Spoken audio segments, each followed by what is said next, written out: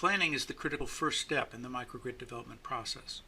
A database of critical information is assembled, information that will be useful to a community regardless of whether it eventually moves forward with a microgrid, and then this information is used to drive go, no-go decisions concerning the viability of proceeding to the next phase, the technical feasibility study.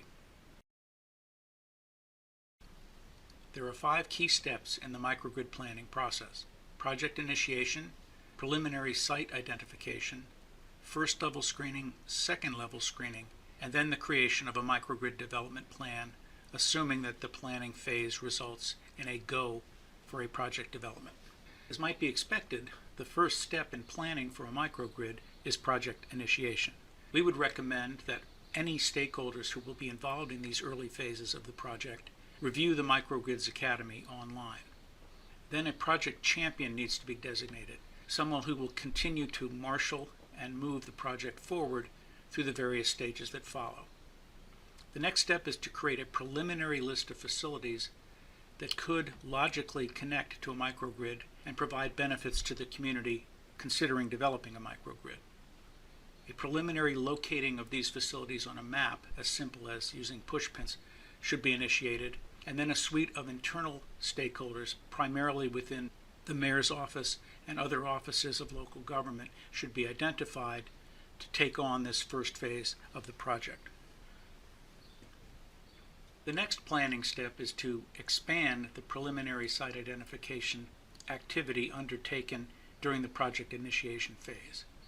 This requires convening an internal stakeholder group and collecting their input, what they think about the preliminary list of sites and any sites they might want to add. Based on their input, the list of sites is updated and expanded, and a preliminary facilities list, aka sites, is identified for further pursuit. It is useful at this point to also develop a master spreadsheet of all the sites that are being considered for connection to the microgrid. Step 3 in the process is a first level screening of the potential sites and locations of facilities that have been identified in the previous steps. It is useful at this stage to map the sites using some form of mapping from Google Maps to GIS to other systems, and then collect critical data on the facilities that have been identified and then adding that data to the master spreadsheet. The next step is to begin to look at potential clusters of facilities that logically group together, typically within a half-mile radius of each other or of an anchor facility that has already been identified. And the final step is to then look and see if a sufficient number of facilities with various loads and community resilience benefits cluster within that half-mile radius. Based on this general assessment, a go, no-go, or additional review stage can be identified. A no-go would probably occur when there are few or no facilities within a half-mile radius of an anchor facility. For communities that successfully identify at least one potential microgrid area during the first level screening process, the next step is to move on to second level screening.